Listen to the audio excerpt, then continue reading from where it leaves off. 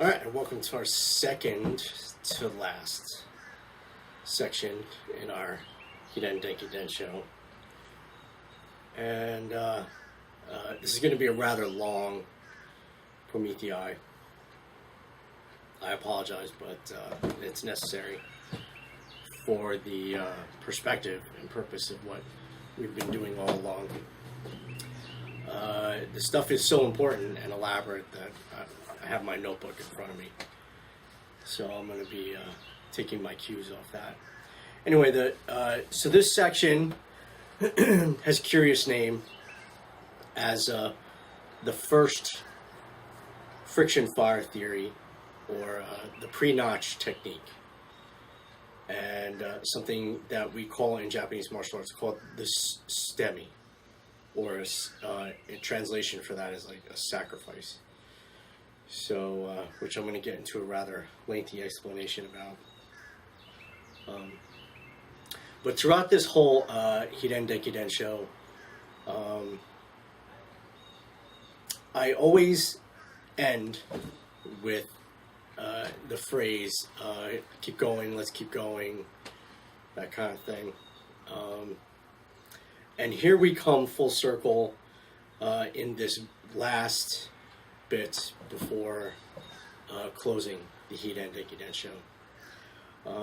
We started off with a lot of front loading of stuff, ethics, the core four, the Tao of Lao, right? Single natural law theory, Humphrey's life living values theory, the equation method, structure variables function, and the four balances, four imbalances, all of those things, the roles, the duties. Now, all of these things may seem kind of a disconnect at first, but really they're absolutely not. And here's where it all comes together.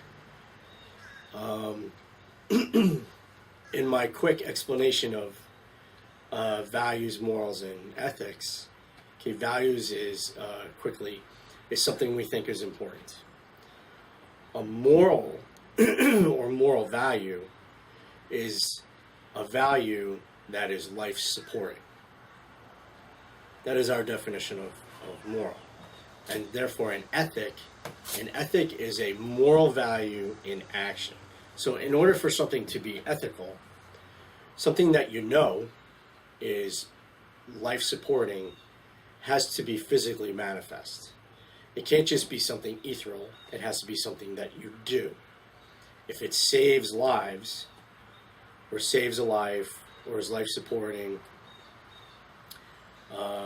is sustainable to life, then it is ethical. Okay? To us, that's not a relative thing. The only problem is conflicting values, triaging those things. Which do I do? When do I do it? It's figuring those things out, really. But as to our definitions, they're pretty solid. So, and here's kind of where it all comes together. Our perspective, one of our perspectives comes from what I call the Kuji story.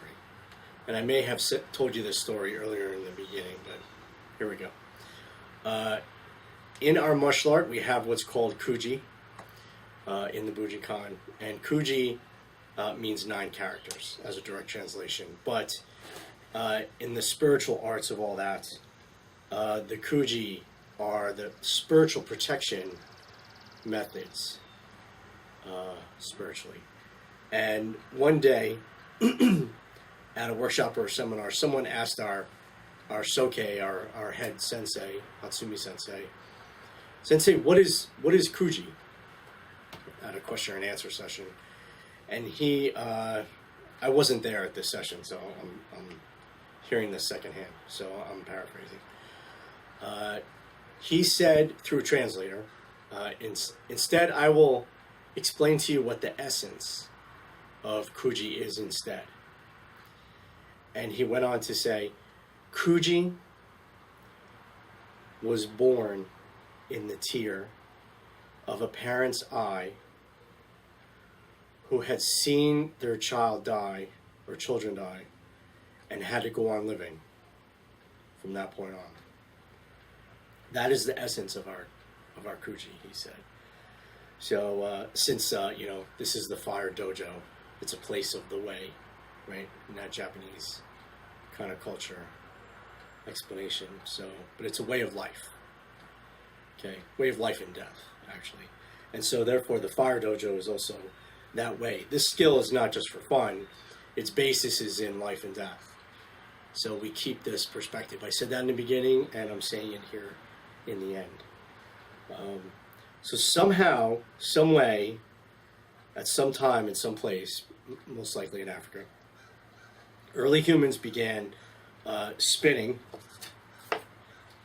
and rubbing plant and tree woods together to attempt to make fire at some point in our history. Now we have no way of knowing how, when, exactly where, and what period of hominid, early human, these things. We'll never know, really, unless we truly build a time machine. We go back and see, but we'll probably never know. So here's my first friction fire theory. Chances are, first of all, I'm calling it a pre-notch. I'm not calling it no notch or notch-less fire. I'm calling it the pre-notch because I think that's a better perspective on what it is that what I'm getting to. It's before the notch. Not that it's like something, I don't want to romanticize it. It's saying that it's something that's always been that way, to have a notch, and now you try something incredible without a notch. Our perspective here is that in the beginning, there was no notch. So we're calling it pre-notch here in the Phyre Dojo. Chances are the notch was probably a split in or near the drilling socket as they were attempting friction fire, and it was accidentally discovered that it gave the coal ember a place in a space to have air and to live in one central place, and really kind of by accident. But early humans, they can't have known about a notch on the side. It just probably would never have occurred to them in the beginning. So as they wouldn't have realized this as an important space in the creation of getting a coal ember. So way earlier in the Hiden Denki Densho series, I mentioned that I don't teach the no notch, the notchless. I don't go over it on the drill base, because really, not just, and I say that not just because it's really unreliable, and therefore technique-wise it's less life-supporting, but I felt that after much thought, it's necessary to include in its explanation. My thinking is, if you really want to understand and know the true need that makes it fire, PHYRE, a life supporting fire, you have to experience the pre-notch. You have to know the pre-notch in order to truly understand friction fire. You have to understand the first friction fire. So originally this was not, it was most likely a hand drill. I mean, chances are that there, not just chances, but I would put, if I had $1 million, I'd just say, I'd put down all that on a bet. There were no other techniques, methods, I should say, not techniques, but methods. There were no other methods. There was only the hand drill back then. There was only twirling a stick between your hands on our base. So there was no mouth drill, bow drill, pump drill, toggle drill, fire plow, fire saw, fire thong. There was none of that. It didn't exist. There was only twirling the stick. There was only hand drill in the beginning. So really what I'm getting to is here comes into play those 6 variables, which I always seem to be glossing over when I'm trying to, when we're doing the equation method on explaining a method or a technique. Okay, right? There's 22 variables, but there's always this first 6, which I just kind of I mentioned way earlier, elaborately, but I kind of seem to just go over things like, you know, space or surface area or pressure or temperature. But here we're getting to the ethics part, and these first 6 are really what define the perspective of friction fire. And in this case, the first friction fire. We have health, energy, need, reason, skill, and resources. Those 6. Okay. Reason also being translated as problem solving and critical thinking. Okay. And skill translated also as knowledge and experience.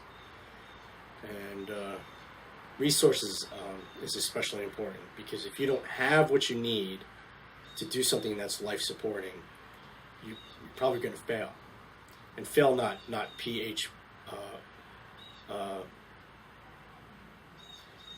AYLE, not that kind of fail, but like fail as in like life and death, fail, FAIL. Okay. So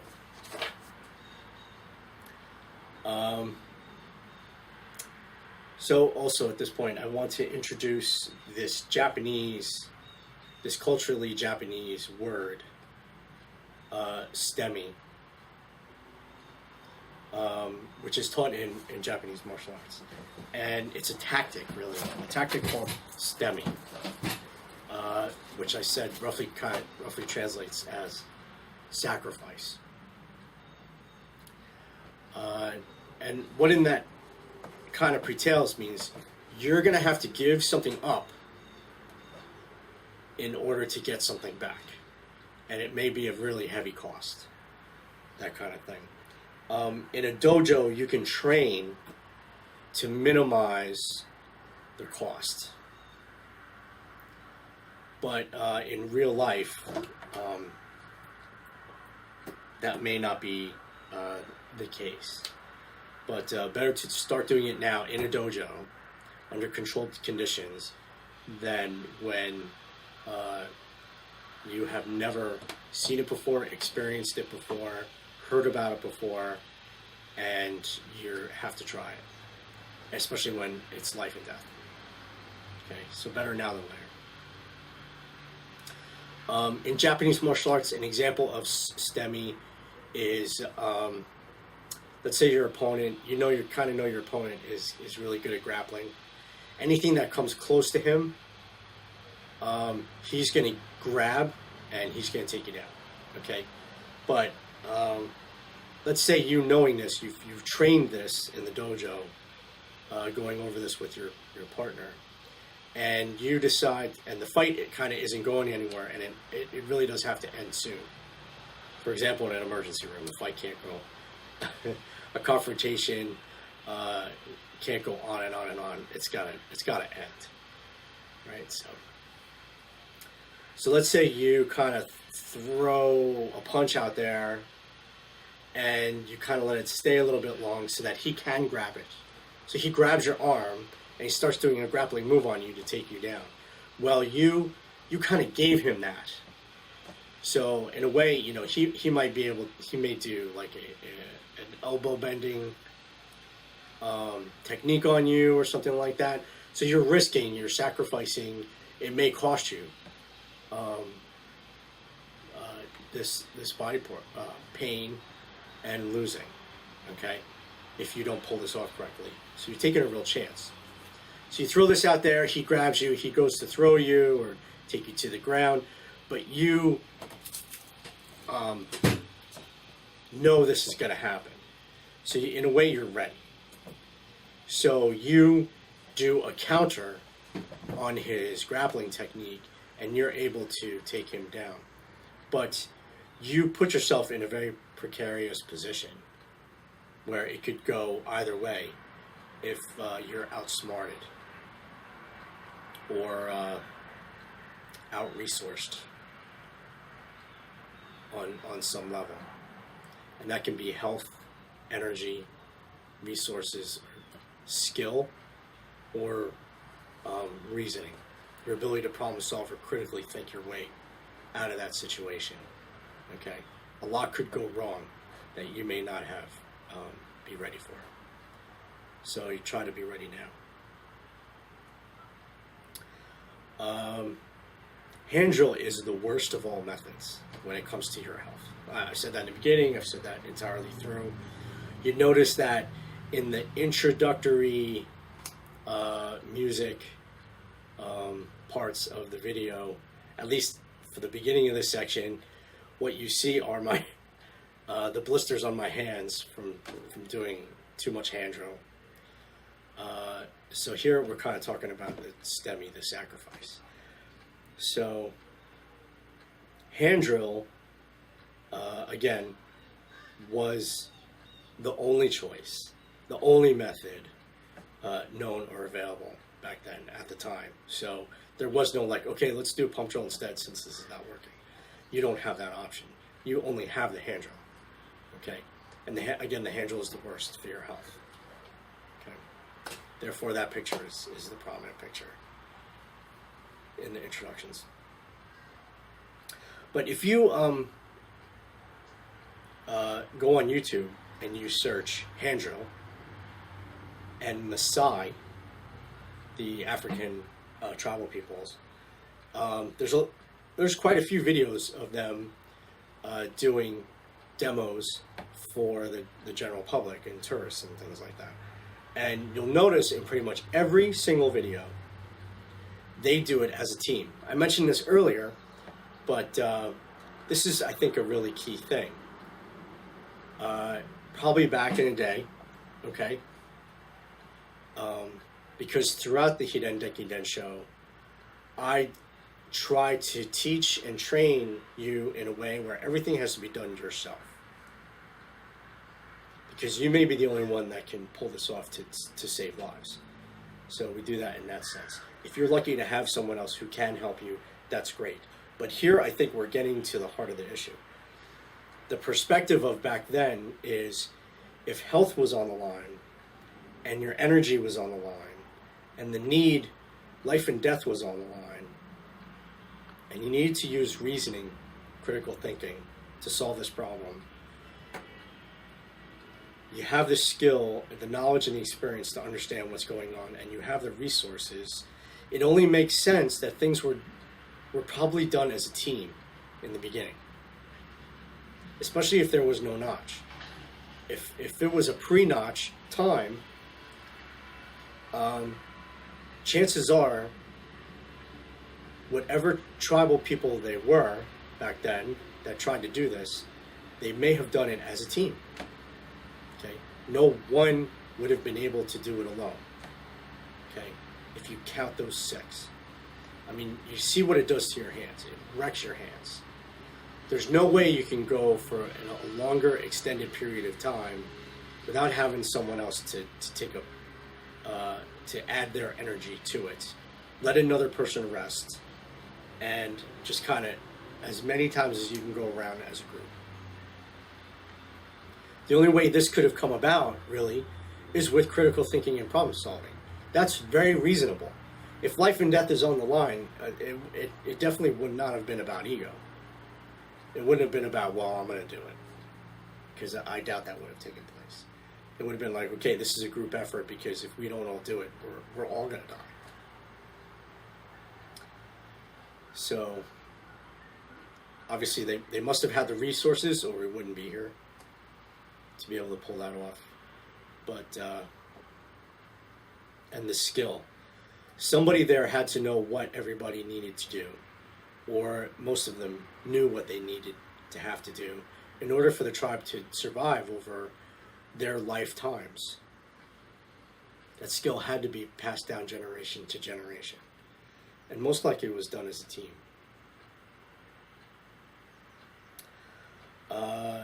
So what's funny is that the very first time I did a Prenotch was with a friend of mine. Back in my early 20s, you know, when young, strong buck. Had this friend, Mike Maraglia, still my friend, Mike Maraglia. And he's since moved away. And but one day we were just, you know, hanging out, doing wilderness skills, and one day he just says, you know, let's try a hand drill with no notch. And I'm like, oh, okay. You know. And we had a mullen stock, and we did it on a piece of cedar as a base. And I remember we just kept going and going. I would go, and then he would take a turn, and he would go, and then he would take a turn. And it's hard to remember if we had a coal on the outside, because what happens is you get a ring, an external ring.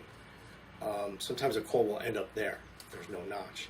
But I do absolutely remember that we put the spindle aside and we were looking, and I don't think we had a coal in an external ring. But there was still a lot of smoke coming from somewhere. And we're looking around, and it's like, where's that smoke coming from? And we pick up the end of the spindle of this mullen, and it's smoking. And like it's glowing. Like there's a coal stuck inside the pith area of this mullen, of this spindle. And we were just amazed. We're like, holy cow. Like this, it really can happen. It's like, it is a reality. It does exist. So, and I never forgot that. It was really an amazing thing. But we did sacrifice for it. Our hands were killing us, and we were exhausted in that double teaming effort. And that was just 2 people. Imagine if you have a few guys doing it, or a few people doing it. So again, it's a keep going issue. You must persevere. You must keep going somehow. And here, one of the resources is having other people to be able to pull this off. At least in that sense. What stood between your tribe, your family, your children's lives, was to wreck your hands beyond belief. Was to just wreck your hands, to keep spinning this hand drill spindle until you get a call. But really what it really is you're wrecking your hands for the chance for a call. For the chance. Not even to like, okay, I'm going to get this call. If I keep doing this, you're not even sure if you're going to get it. It's a chance that you're going to get it. This coal ember. That's the stemming. That's the real stemming. The real sacrifice from back then. So it kind of reminds me of that Billy Joel song, An Innocent Man. So you have to have the skills, the knowledge and the experience to be able to know whether this can work or not, or the possibility of it being able to work or not. There's a line in the song, and I have it here, but I've been there, and if I can survive, I can keep you alive. I'm not above going through it again. And I always thought that's probably one of the most important lines of that song. It may be taken out of context, but it has real meaning for what we're saying. So we're going to do some examples of pre-notch technique. Okay? To not only show it can be done, that it does exist. All right? But I want to explain too why it's not preferable. I said that in the beginning. This is not something you just want to do. This is something you do in a dojo. You train to do it. You practice doing it. It's not something where life is on the line and you go, okay, well, I'm going to do a pre-notch. You're not going to do that. You're going to put a notch if lives are on the line. Okay, let's just get that perfectly clear. But in your ability to grow and to truly understand first friction fire, to truly understand friction fire, you have to understand the pre-notch, that perspective. Okay.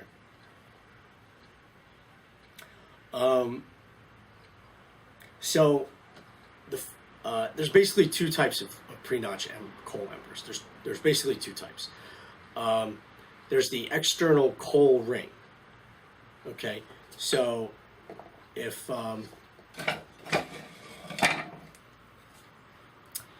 here it may not be very clear, but here's a board with no notches. Okay, no notches, and there's holes in here. Well, what happens is a dust ring will form around the socket circle, okay? Because really the dust has nowhere to go, not one place to a notch, but it just goes around the entire circumference, the entire diameter of the ring. And what happens is you just keep going and going and going and going and going until eventually a coal pushes its way out into somewhere in that ring. Somewhere in that ring. And maybe a few coals may end up in there. But all you need is one to really get it going. And then the whole thing is going to start to burn all the way around. So there's the external dust coal ember. The second one is the internal hollow pith coal ember, which is the one I explained with the mullen stalk. And as I said, it can only really be done with a pithy stalk. Okay. Usually, what happens with the external coal ring is you have, if you have a plant stalk, usually the walls are very thick. If it's an internal pithy stalk for an internal coal ember, the walls are usually thinner with a large lumen or pith inside. Okay, just to clarify how usually structure variable function wise how that ends up happening. Okay, if there's no place inside, if there's no space, remember the variable is space, if there's no possible space on the inside for a coal to catch or exist, it must go out. So therefore, the more solid the spindle, the more external the coal is going to be. So the less solid the spindle, chances are a coal may end up being internal in the pithy area. Okay, just to clarify. And the way I see it, there's basically two variations of an external coal ring. There's one that I call the volcano coal, which, as you can imagine, is a cone. You basically just keep going and going and going and going until you have a huge volcano dust pile until eventually a coal ends up in there somewhere. Okay, that's going to be the first one we're doing. The second external coal ember is a shallow socket where quicker than doing the volcano type, somehow a coal ends up inside the small dust ring on the outside, and I think it has to do with the shallowness of the socket. A coal will end up spitting out quicker and faster. And then we'll do the internal. So we're going to do external volcano, external shallow ring, coal ember, then the internal. We kind of do it in that kind of order. The first ones we'll do are that we'll demo are sort of solid spindles, and it takes there's a long duration time with these.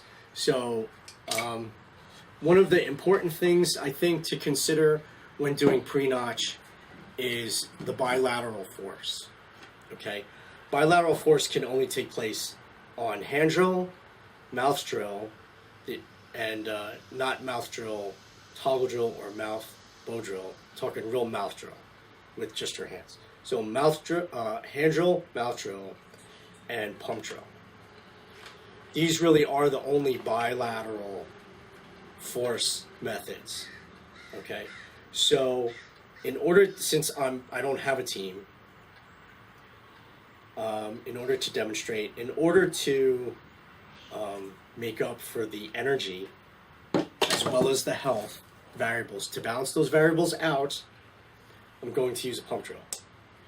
Okay, first one will be a yucca, and then we're going to do we'll do something really crazy like hickory, and we'll just keep going from there. So here, the pump drill allows me to persevere. Right, the definition of nin in ninja, really in the Japanese martial art, nin means to persevere through adversity, through hardship. If you look at the character is written as blade over heart, which we think kind of translates as, even though you may hold a blade over my heart, I will make it through this. So it's like Latin, per aspera, per ardua, through adversity, through hardship. We must keep going. We must keep going. Okay, let's keep going. So we're going to use the pump drill for that in order to make up for that. There are important variables. We need to obviously keep everything in balance. The cylinder shape of the spindle reload has to be absolutely perfect. Can't have fibers sticking off of it. Here, the brushing effect that can happen from destroying your coal has to be completely eliminated. Okay, because it's really the external ring that we're going to start with, that's vital. Okay, so nothing can happen to that while it's forming. Teamwork must have been necessary. Must have been completely necessary.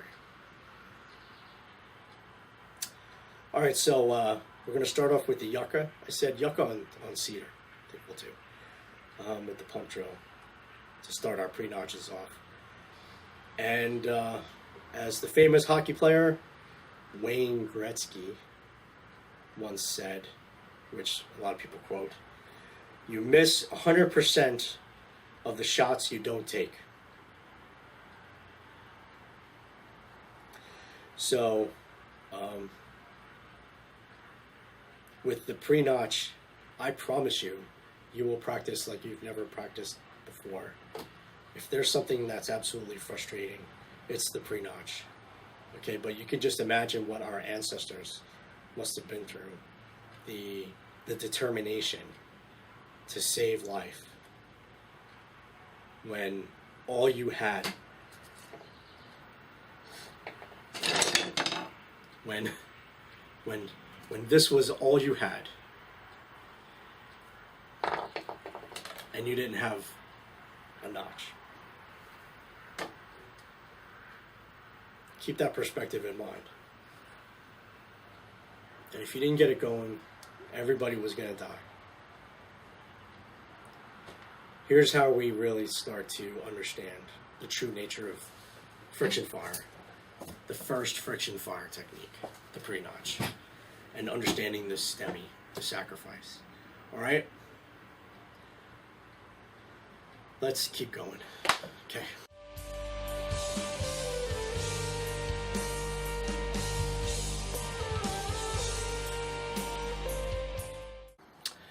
Okay, so we're ready to get started on our no-notch experiment. Here I have a base reload of Western Red Cedar. As you can see, there is absolutely no notch. Right. This has been mated together, this set. Now, what we have here is a 5.5 inch spindle reload of yucca, which is also, at this juncture, just a hair over 1/2 inch. But it tapers down to probably about 1/2 inch. So we got a good diameter size there. And we're just gonna keep going until we run out of spindle reload or we get a cold. So let's get started. Now I've tried to make the reload, the spindle reload, as straight as possible in the pump drill, and it's fairly decent.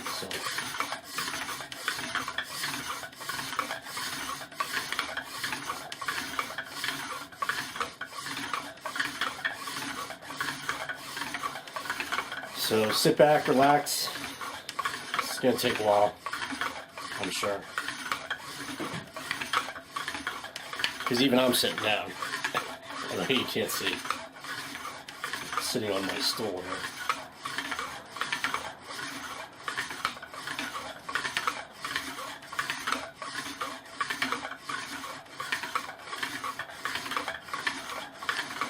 And I'm not using a lot of pressure, just enough to hold it in place. Keep the flywheel going. I'm not really bearing down on it. We're just doing the tortoise and the hare thing. Hopefully the tortoise will win this race. Or endurance race, actually. It's not about who comes in first. It's about crossing the finish line.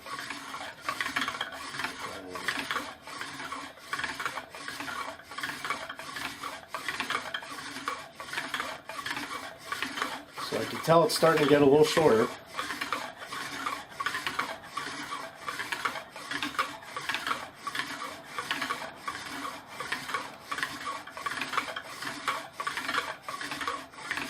Getting a really good dust ring there. It's nice and dark. So let's hope it's productive.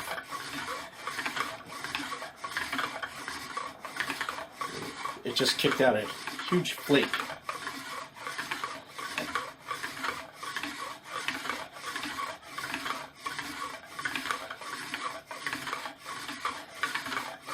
I have to try to just stay focused and not mess this up. Let's keep going, keep going.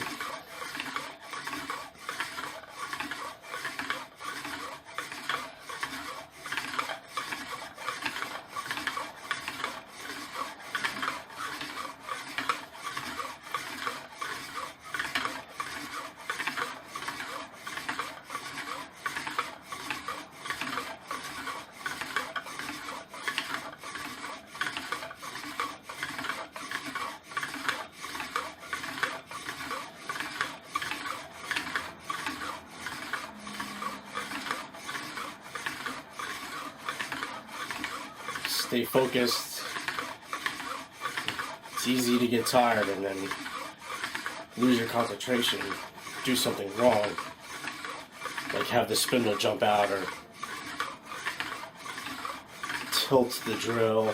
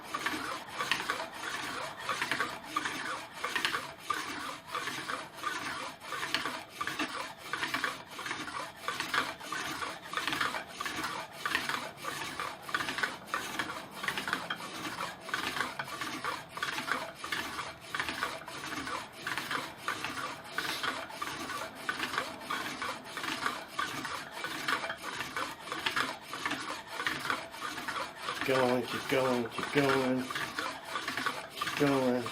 Can you imagine doing this as a hand drill? Or even a mouth drill? Or even a bow drill?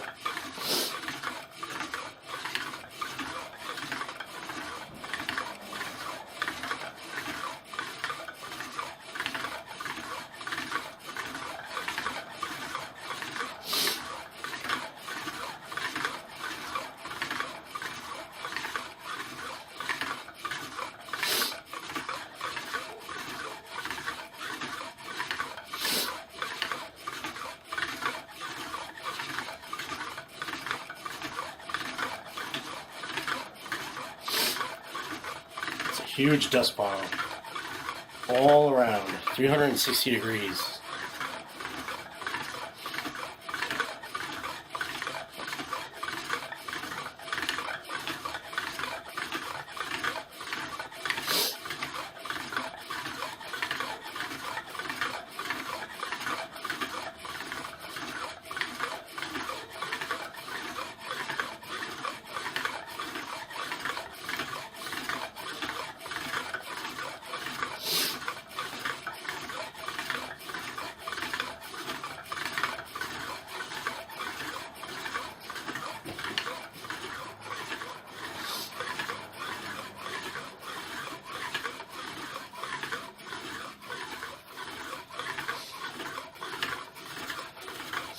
I think it's about time we had a look. Easy, easy.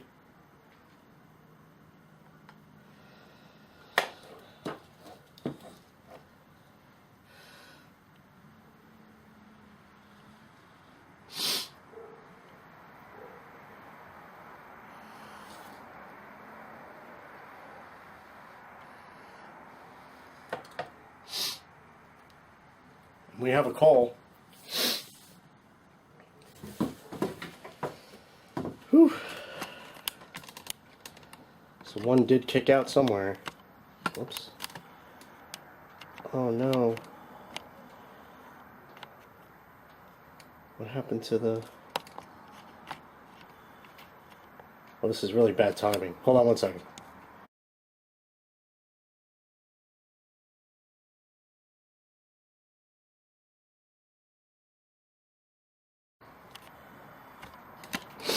Now, I hate editing things.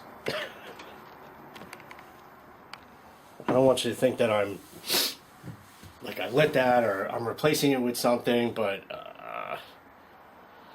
that's Murphy's Law. Look at that. So that's yucca.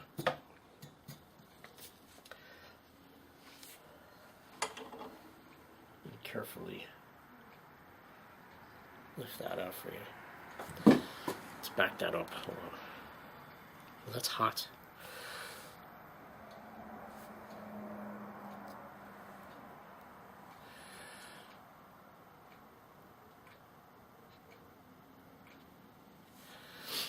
So there's our no notch. And you can see how long that took. Alright. Be right back. So before I put this away, I want you to see that the spindle went down to 2.5 inches. Okay. From what it was previously. Western red cedar. Yucca spindle reload. Pump drill. First try. A greater than 5-inch long spindle with a greater than 1/2 inch diameter on video. Alright. Be right back.